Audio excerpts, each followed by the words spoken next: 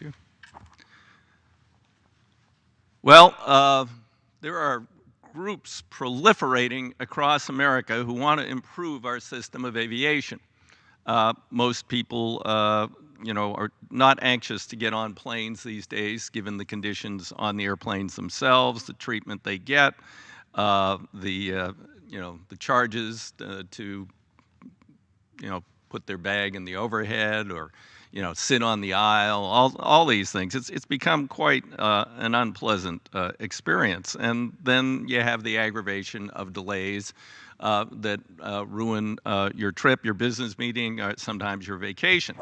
So last week I talked about the Citizens for On-Time Flights. Now, we have a new group, another new grassroots group. Imagine this. It's called Flyers for Fairness. Now, they want to fix the system. Their fix is to privatize the largest, most complex, safest system of air traffic in the world. They say that we're trapped in the 1950s using World War II radar. Well, not quite so true. Actually, it's not World War II radar. We are still using radar. However, we do have a system where we can fly planes closer together, more efficiently use the airspace, called ADS-B. Now, they'd have us believe that somehow this thing is infinitely delayed and over budget, not happening. Well, actually, we had a GAO report last week that says actually it is on budget. It's going very well, and in fact, it's operational. Now, well then, why aren't we using it? Well, because the airlines, many of them flying older aircraft, do not want to upgrade their GPS systems. Very expensive, $200,000 per plane. We calculated it for American Airlines to equip every plane in their fleet. It would cost them 40% of their baggage fees. 40% of their baggage fees. Now, Wall Street wouldn't like that. So they don't want to make the investment. Just like the airlines haven't invested in their reservations and dispatch systems, which have repeatedly gone down, stranding cumulatively millions of people over the last 5 years. But they say they could do a better job running the air traffic system. Well, actually, the statistics don't quite bear out the arguments of Citizens for On-Time Flights and Flyers for Fairness, fake AstroTurf groups actually funded by Airlines for America. In fact, this Flyers for Fairness is pretty funny. A guy named Alan Clendenden is the head of it. He won't say who finances the group. He is a former air traffic controller who vehemently opposed privatization as recently as June and now chairs this citizen group and is being paid a handsome salary by who? I wonder. Now, here's the big problem with their argument. We have the most recent statistics on delays. Normally, the biggest cause of delays is weather. They would have you believe it's the air traffic system.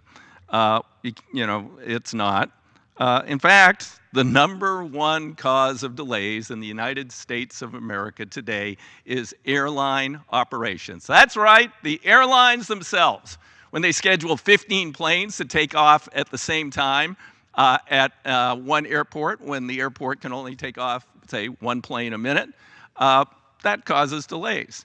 When they mess up their crew schedules, they do other things, that causes delays. When they fly decrepit aircraft and they have maintenance issues, that causes delays.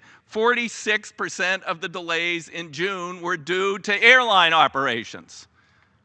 How is that going to be dealt with by privatizing the safest, largest, most complex, and sophisticated air traffic control system in the world?